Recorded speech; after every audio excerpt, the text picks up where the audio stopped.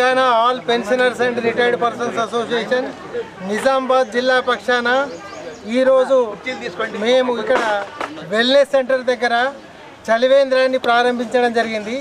ఎందుకంటే ఇక్కడికి వచ్చేటటువంటి ఎక్కడో మారుమూల పల్లెటూరు నుంచి ఈ వెల్నెస్ సెంటర్కు పేషెంట్స్ రావడం జరుగుతుంది. కామారెడ్డి నిజామాబాద్ నుండి కూడా ఇక్కడికి రావడం జరుగుతుంది. ఇక్కడ సరి అయినటువంటి నీటి వసతి లేదు, సౌకర్యాలే కాకుండా త్రాగునీరు సమస్య ఉండడం మూలంగా మా అసోసియేషన్ తరఫున ఈరోజు చలివేంద్రాన్ని ప్రారంభించడం జరిగింది.